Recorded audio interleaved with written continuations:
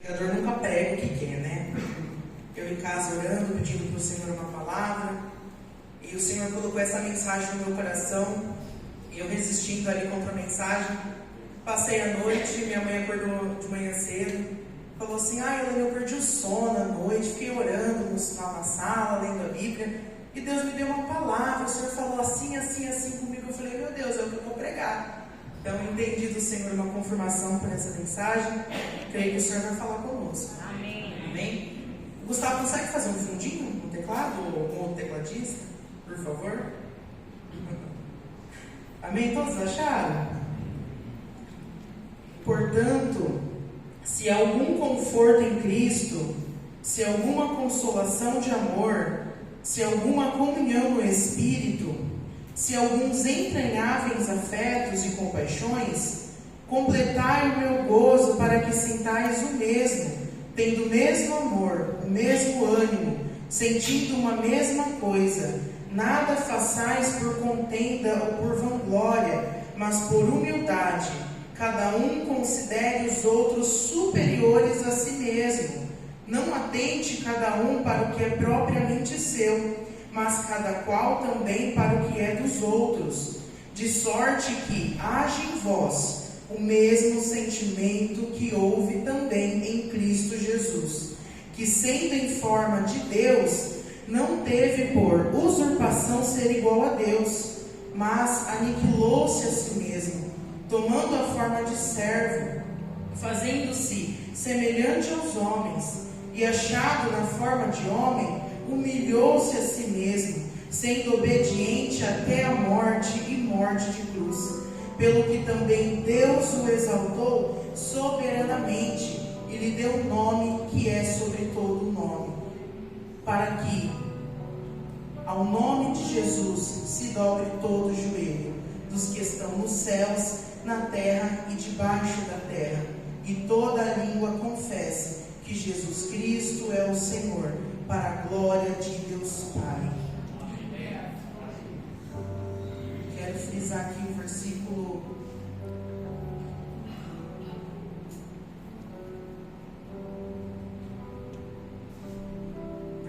3. Nada façais por contenda ou por vanglória, mas por humildade. Cada um considere os outros superiores a si mesmo. Versículo 5. De sorte que haja em vós, repita comigo, que haja em vós, o mesmo sentimento, que houve também em Cristo Jesus. Amado Espírito, nós já oramos, a tua palavra foi lida, mas é de ti que vem a revelação, Pai. Por isso eu peço, Senhor Jesus, me usa, Pai, por glória, por misericórdia, Pai. Tira, Deus, todo o nervosismo, a inquietação, a ansiedade, mas glorifica o teu nome neste lugar.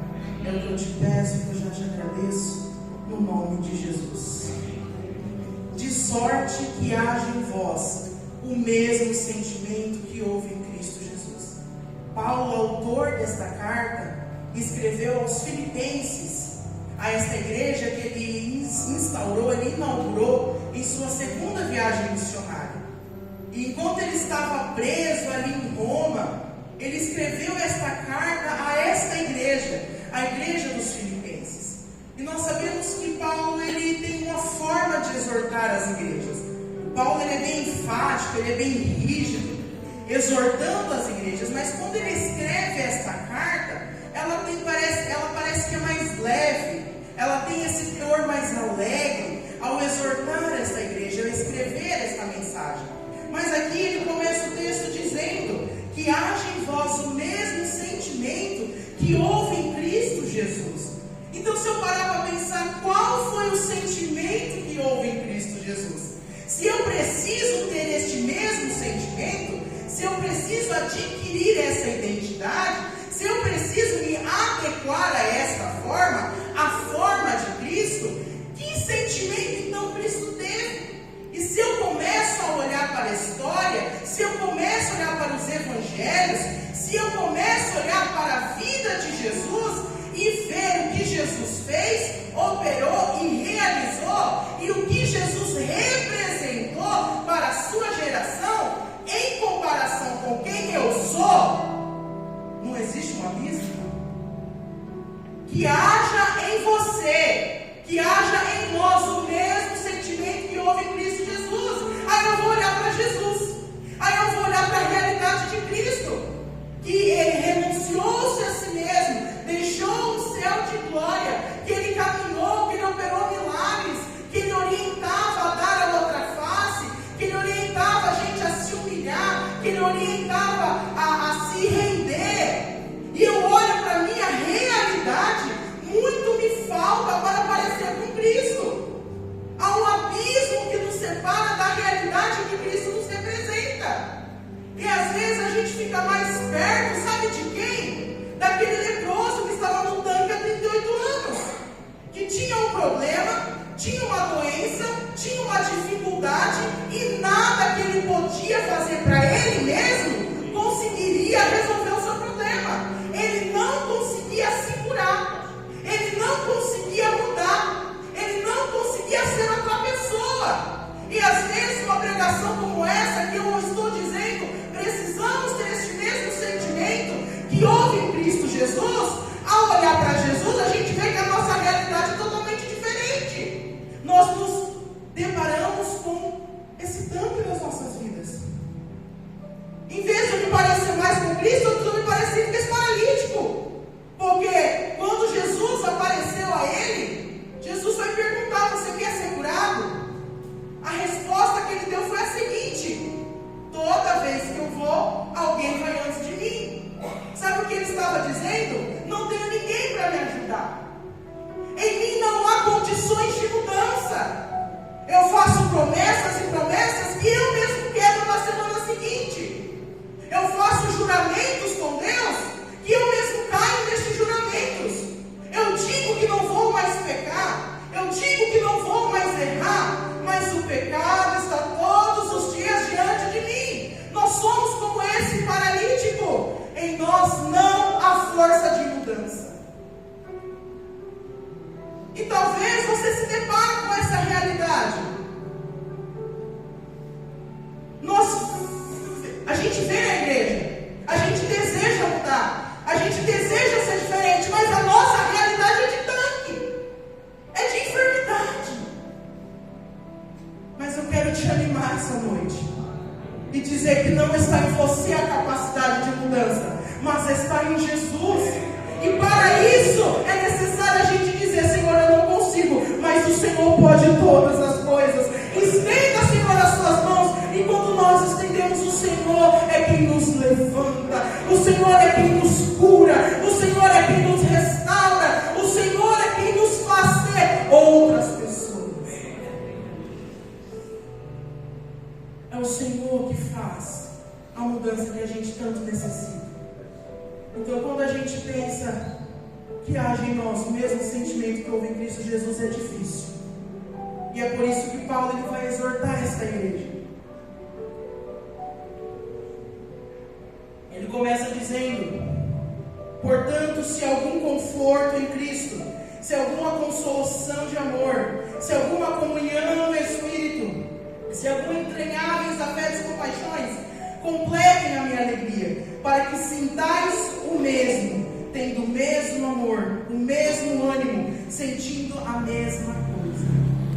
A igreja de Filipenses era uma igreja que ocupava um lugar especial no coração do apóstolo Paulo, porque era uma igreja que contribuía para o seu ministério.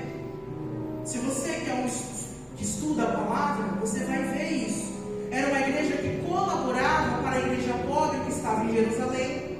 Era uma igreja que financiava o ministério do apóstolo Paulo. Era uma igreja boa, era uma igreja bacana, uma igreja que ajudava, uma igreja que ofertava, uma igreja que contribuía, uma igreja alegre. Mas aí Paulo começa o capítulo 2: portanto, se algum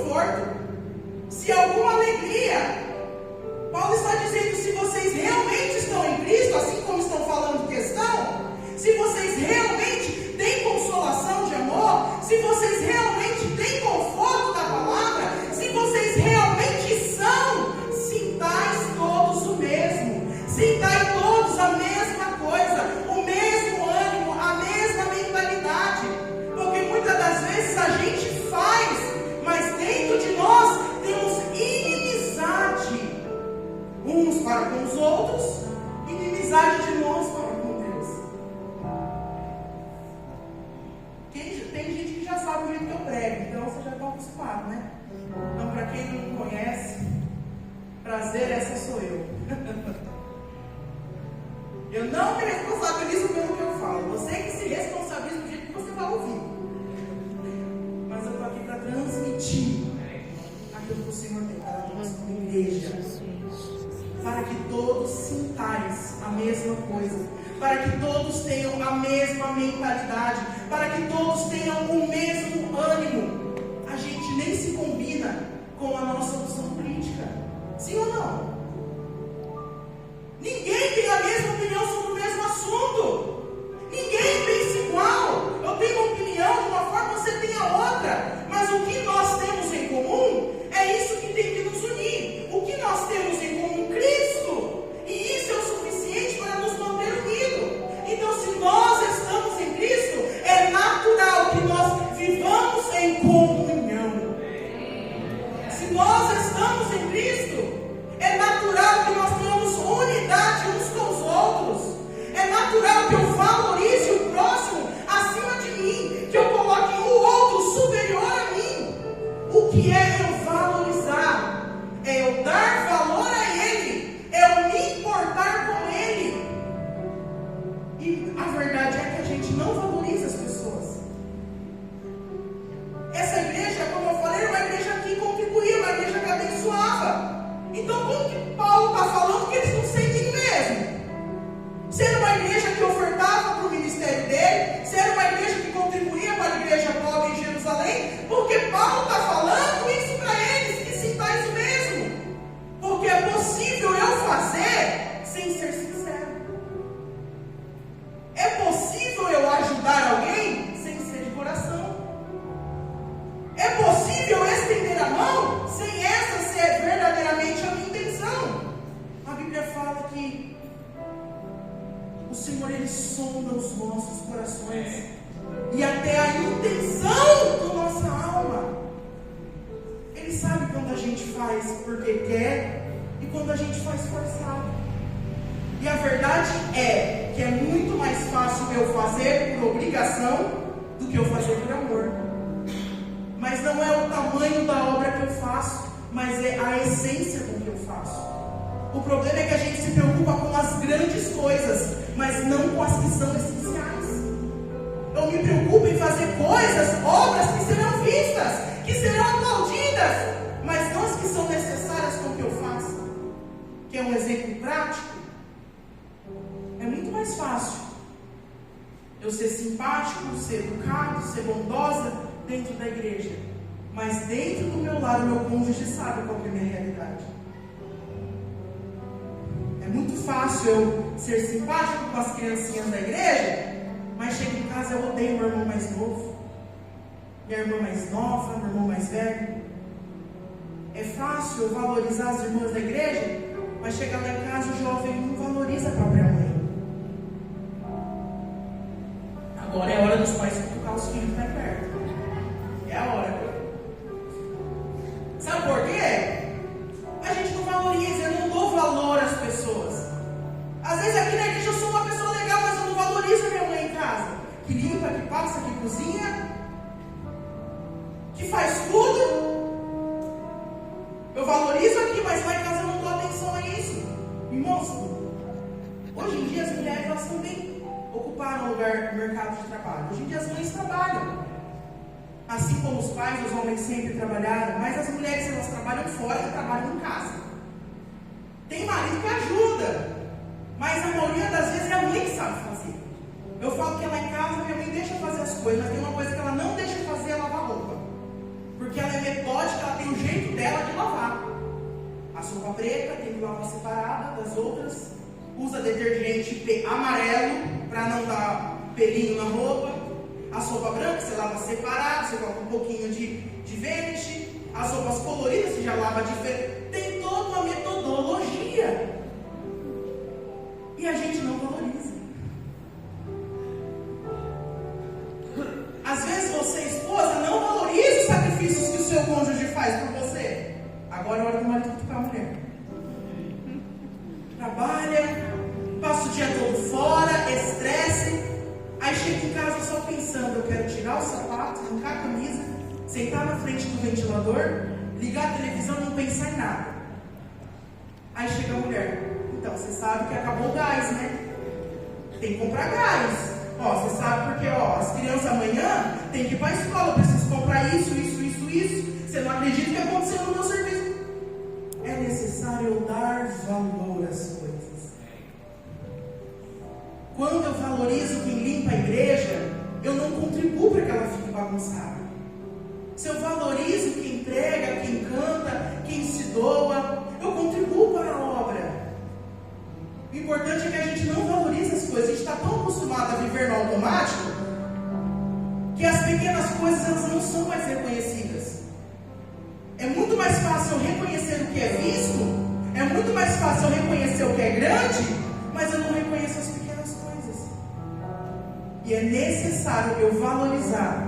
Você valoriza a sua esposa, valorize o seu esposo, valorize o seu filho. Você que é filho, valorize os seus pais. Amém? Vamos seguir.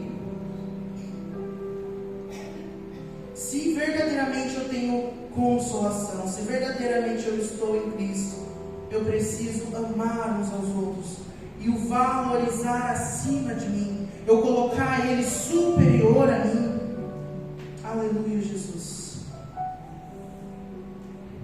Não é apenas fazer, mas é sentir o mesmo, porque é possível eu fazer sem sentir.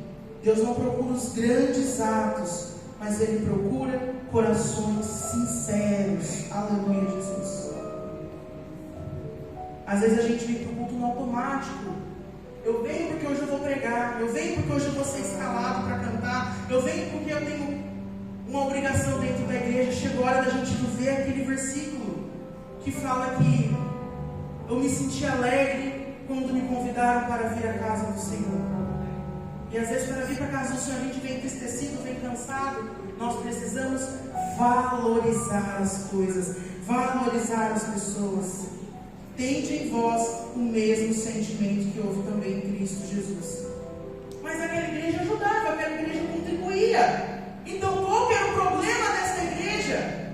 Que eles estavam valorizando as pessoas. Mas por que Paulo foi os exortar? Porque Paulo disse isso para eles. Porque às vezes nossos problemas são exteriores, mas nessa igreja o problema é interior. Porque muitas das vezes nós nos abatemos com o Evangelho, nos abatemos como igreja, nos abatemos como pessoa espiritual, porque as circunstâncias nos afastam de Deus. Porque eu sei que é difícil quando às vezes o desemprego bate a porta, quando a doença bate na nossa porta, quando as coisas elas não vão bem. Mas nós temos que entender que nós não somos adoradores circunstanciais, que só adoram por causa da circunstância. Se a circunstância é favorável, eu faço. Se é desfavorável, eu não faço. O problema dessa igreja não era circunstancial, mas muitas das vezes o nosso é. Porque eu sei que é difícil lidar com pessoas que têm problemas emocionais. É difícil lidar com pessoas que têm algum distúrbio psicológico. É difícil lidar com pessoas que são narcisistas, pessoas que são abusivas, pessoas que estão perto de você só tem comentários destrutivos a seu respeito. Às vezes a sua falta de comunhão é porque o próximo não ajuda. Às vezes a culpa não é a sua disposição em amar. Às vezes o problema é o outro a ser uma pessoa fácil de se socializar. Às vezes o seu problema está no exterior, as coisas que acontecem aqui fora. Helena, eu tentei ser legal com fulano, mas fulano que não ajuda. Eu tentei ser legal com ciclano, mas essa pessoa é difícil. Eu estendo a mão, eu ajudo, eu colaboro, a pessoa só fala mal de mim. A pessoa só me detona. E é difícil a gente viver, estar perto de gente que é destrutiva. E às vezes é saudável sim nos afastarmos, mas nunca odiar, mas nunca deixar de amar. O problema não está em eu me afastar de pessoas que são tóxicas a mim. O problema é eu odiar ao ponto de haja em vós o mesmo sentimento que houve em Cristo Jesus. Então, como é que eu venço, Elaine, o ranço que eu tenho por ele? Como é que eu venço o ranço que eu tenho por ela? E diz em João 15, 12: amem uns aos outros como eu vos amei. Como que Jesus me amou? Sem esperar nada em troca. Como que eu amo uma pessoa que é tóxica? Eu amo sem esperar nada em troca, porque eu sei que tudo que eu fizer, ela não vai me retribuir.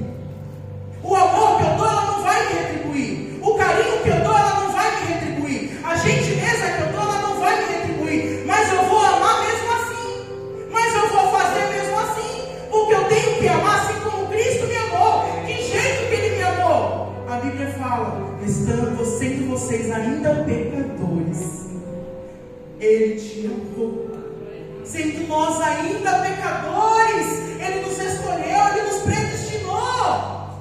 Sendo a gente bravo, rancoroso, briguento, chato, insuportável, Ele nos amou. Ele te amou, você com todos os seus defeitos, com todas as suas fraquezas.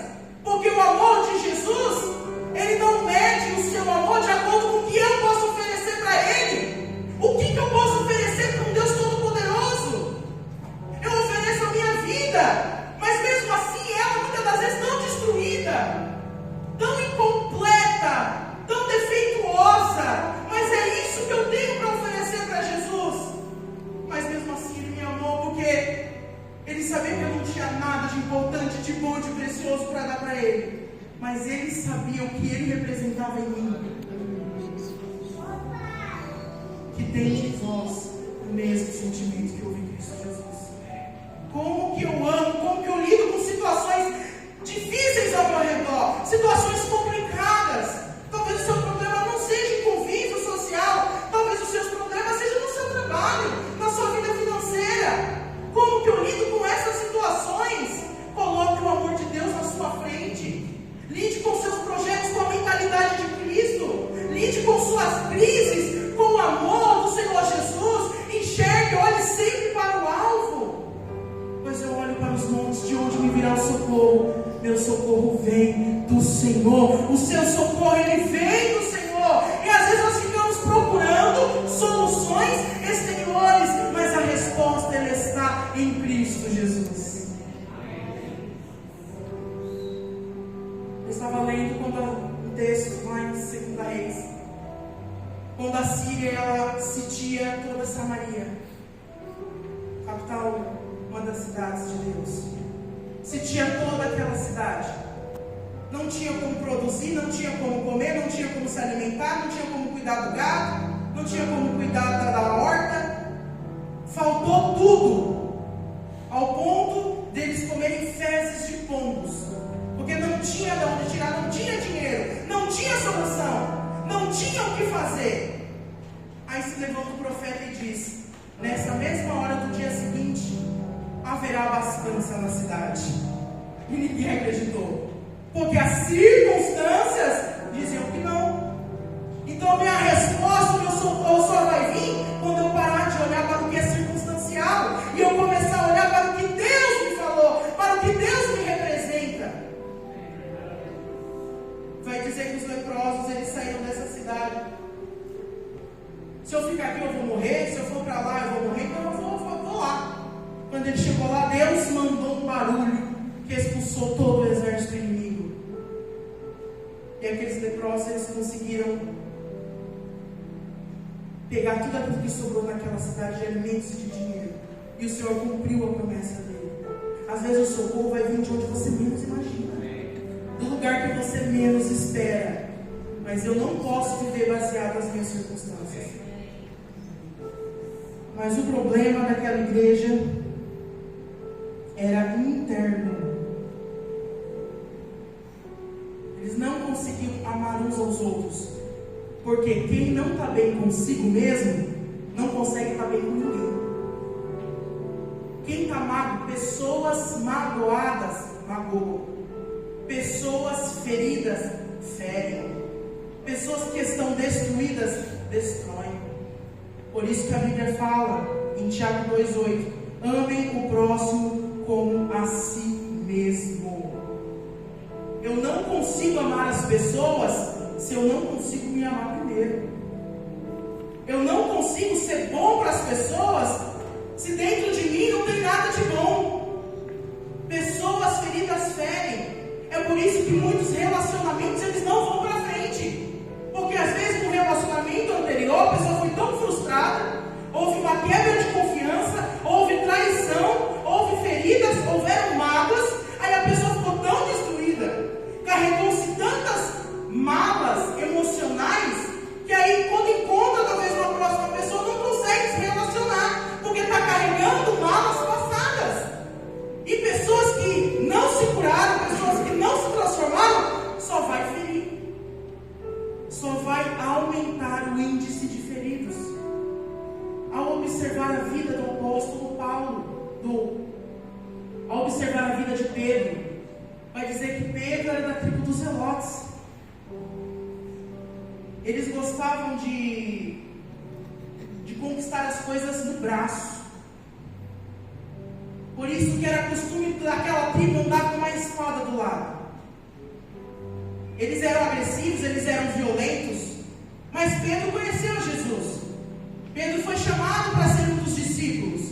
Pedro ele andou com Jesus pelo menos 3 anos, mas a espadona estava lá do lado. Talvez Pedro estava sendo mudado, sendo transformado, mas a espada estava ali do lado. Foi assim que eu aprendi a minha vida toda. Foi assim que eu fui ensinado. A vida para mim é dura. A vida para mim é difícil. Eu conquistei as minhas coisas debaixo de muita determinação, de muita força, de muita motivação. A espada está ali do lado. E Jesus já havia dito que ele seria preso, que ele seria morto, que ele seria crucificado, mas que ressuscitaria no 3º dia. Mas mesmo assim Pedro estava com a espada. Quando os soldados vieram para prender Jesus no Getsemane, a primeira coisa que Pedro fez foi se lembrar da espada. Porque pessoas feridas ferem. Pedro pega a espada e corta a orelha de Malco. Tem muita gente que anda armado. Sabe de que forma? Meu pai foi muito duro comigo. Meu pai foi muito rígido comigo. Foi assim que eu aprendi, é assim que eu vou ser. Se torna casca grossa, se torna uma pessoa durona, se torna uma pessoa amargurada, uma pessoa fechada. Se torna a vizinha que fura a bola das crianças. Todo mundo conhece uma, né? A minha mãe era dessas vizinhas. Antes de Jesus. Antes de Jesus ela era brava. Mas às vezes é porque a gente cresceu desse jeito. Eu fui treinado, fui criado dessa forma. Eu não sei, todo mundo tem uma história. Talvez a sua história foi uma história de abusos na sua infância. Talvez você carregue depressões. Talvez você tenha problemas emocionais e psicológicos para você lidar. Mas eu tenho que entender que os meus problemas internos não podem afetar os meus atos. Os meus problemas têm que ficar para trás, entregar para Jesus, para eu poder saber me relacionar bem com as pessoas, saber ter um ambiente de paz dentro da minha casa, um ambiente de paz dentro do lar. Tem muitos filhos que não vê a hora de fazer 18 anos para ir embora, porque não suporta o pai e a mãe. Eu sei que tem jovem que é difícil, mas nós precisamos deixar essa armadura de lado, nós precisamos tirar essa espada. Não podemos mais aumentar o número de feridos. Eu preciso me curar. Você que busca um relacionamento com alguém, primeiro seja feliz sozinho. Se cure primeiro, senão você vai depositar na outra pessoa todas as suas frustrações. Porque já te traíram, porque já quebraram a sua confiança, porque já foram rudes com você, porque já foram abusivos com você. Aí você criou uma armadura, quando conhece outra pessoa, deposita tudo nela. Pessoas feridas ferem. dos Filipenses era interno. Nós precisamos superar as coisas ruins que já nos aconteceram. Nós precisamos superar. Todo mundo tem uma história muito difícil, mas chegou a hora da gente deixar os pés da cruz. Pedro andava com a espada, para ele era muito difícil se desvencilhar disso. Mas enquanto ele estava ferindo, Jesus foi lá, pegou a orelha e colocou no lugar.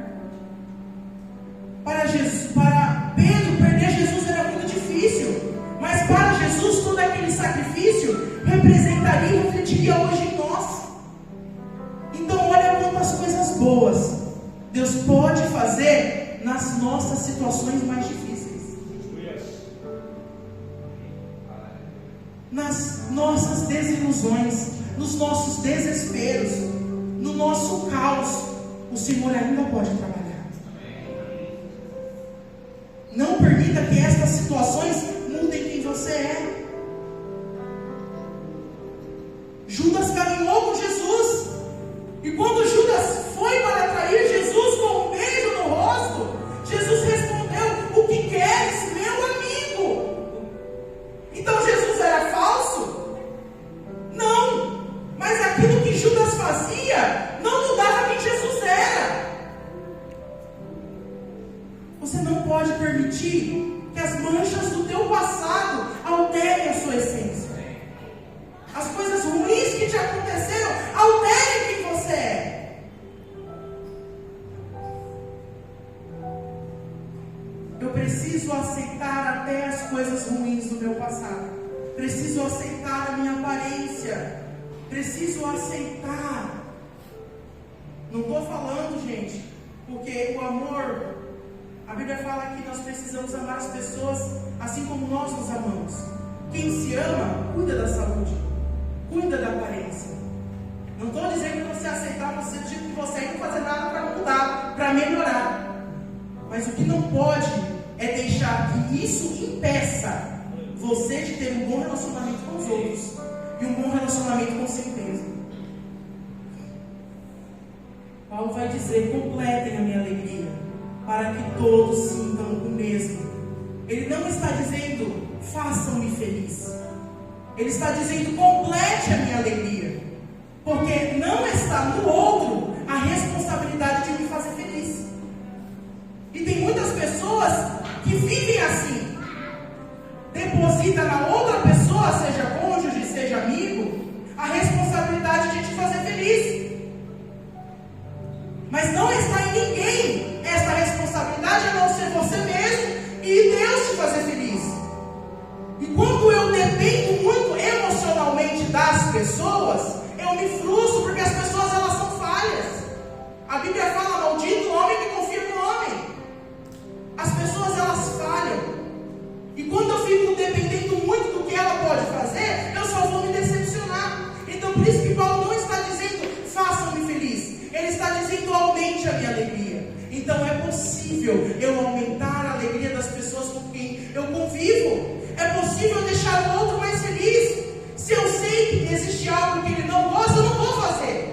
Se eu sei que eu dizer algo sobre a aparência dele vai deixar ele triste, eu não vou falar. Completem a alegria uns dos outros. Você que é marido, ajude a completar a alegria da sua esposa. Faça coisas que deixam ela feliz. Às vezes o que deixa ela feliz é só você não entortar os tapetes de casa. Vai no banheiro, tem todos os tapetinhos do banheiro, deixa tudo torto. Vai na cozinha, tem os tapetinhos da cozinha, deixa tudo torto. Se isso já faz ela feliz, então faz. Não deixa o toalha furado em cima da cama. Não deixa as portas do guarda-roupa abertas, as gavetas, né, mãe? Eu tenho um defeito, gente, eu vou confessar para vocês. Eu não tiro a roupa. A roupa, ela sai de mim do jeito que ela sai, eu chuto ela assim, sabe? Aí fica lá. Todo mundo tem uma cadeira da bagunça, né? Aí quando eu tô afim, eu vou errando. Esse é o meu traço tóxico da minha personalidade. Eu não tenho que fazer as pessoas felizes, mas eu posso aumentar a alegria delas. Contribuir para o bem do meu próximo. Não pensar só mais em mim. Mas só a humildade nos faz considerar uns aos outros. Eu só consigo considerar as pessoas se eu for humilde. Eu preciso renunciar para o bem da união. Isto é servir. Eu já vou encaminhar para o encerramento. É por isso que Paulo vai dar um exemplo mais prático. Tende em vós o mesmo sentimento que houve em Cristo Jesus. Tudo isso que eu falei é o que Jesus fazia, é o que Jesus sentia. E qual foi o sentimento que houve em Cristo Jesus? Que sendo em forma de Deus, não teve por usurpação ser igual a Deus. Ou seja, ele era Deus, mas ele não usou do seu direito de ser para possuir, mas sendo, não fez questão de ser. Que é o contrário do que nós fazemos. O que a gente mais quer é possuir as coisas, é possuir as pessoas, e é ter no controle tudo aquilo que eu quero. A gente olha lá no Éden, por que o homem caiu? Aonde que começa a queda? Quando a serpente olhou para Adão e Eva e disse assim: se vocês comerem deste fruto, serão igual a Deus, fazendo questão de ser. Este é o primeiro passo para a derrota, para a queda. Quando eu quero possuir as coisas, eu devo ter, mas eu não posso permitir que elas me possuam. Todo mundo precisa e quer dinheiro. Eu quero que o Senhor me prospere o meu negócio, mas eu não posso permitir que o dinheiro me possua. Eu não posso permitir que a ostentação me possua, que o deslumbre de uma vida de riqueza me possua. Você tem que possuir e não ser possuído. A gente olha para, quando conta a história de Lúcifer, quando ele colocou no seu coração: me assentarei e colocarei o meu trono acima do de Deus, e serei semelhante ao Altíssimo. A queda, ela começa no nosso coração, quando a gente quer usar esse direito de ser. Mas aonde começa então a restauração? Que ele sendo, não fez questão de ser.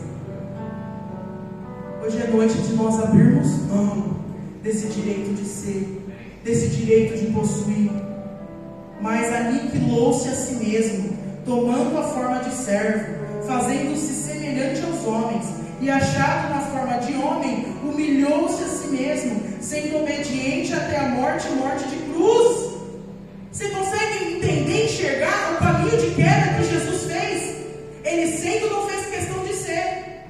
Ele abriu mão de sua glória, ele abriu mão de seu poder, ele assumiu uma forma humana, ele caiu, ele se tornou homem, ele nasceu na barriga de uma mulher, ele foi criança, ele foi um bebê. Jesus, ele engatinhou. Consegue entender alguém sendo, alguém que tinha todo o poder, alguém que tinha toda a glória, agora dependente de uma mãe para guiá-lo, para conduzi-lo, precisando de alguém para trocar suas fraldas? A gente gosta de Jesus, mas você já viu Jesus dessa forma?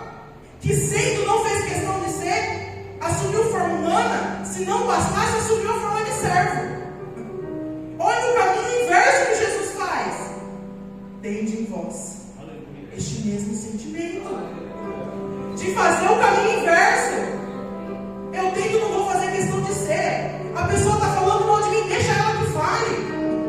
Está difícil eu lidar com ela, então deixa ela no canto dela, ela no canto dela, é no meu. Que o Senhor abençoe. Não faça questão das coisas. Ele assumiu a forma de servo. Se não bastasse, ainda morreu uma morte, e morte de cruz. Mas Jesus não está caindo. Morte de cruz era reservada a ladrões, a bandidos e a estrangeiros. A pior morte. A Bíblia fala que quem morria no madeiro era maldito. Além de assumir forma humana, além de ser um servo, além de morrer, morreu morte de cruz e ainda foi maldito. Mediante o sacrifício de Jesus, o que eu já sacrifiquei na minha vida? Mediante tudo que Jesus fez, o que eu já fiz um dia para Ele? Olha o caminho que Ele traçou, olha o que Ele fez. Diante desta renúncia, o que eu já renunciei?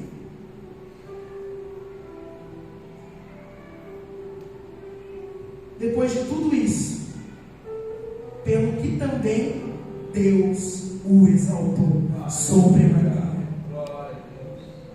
Para que a gente encontre esse caminho de subida, primeiro temos que trilhar o caminho de descida. Porque quando Deus fizer, eu não vou poder falar que foi por causa do meu mérito, mas foi porque Deus ele fez.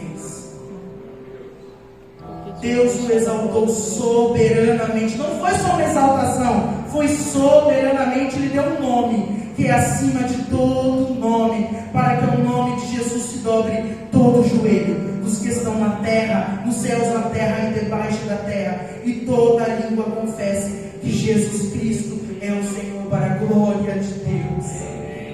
Quando eu trilho esse caminho de descida, é Deus quem faz na minha vida, é Deus quem faz na minha história, é Deus quem faz na minha empresa, é Deus quem faz na minha família, é Deus quem faz na minha realidade. Quando eu decido seguir esse caminho de volta, é o Senhor quem aparece, é o Senhor quem opera, e Ele vai fazer soberanamente, porque não está em minha capacidade de fazer, mas está em Deus. Fica de pé no seu lugar.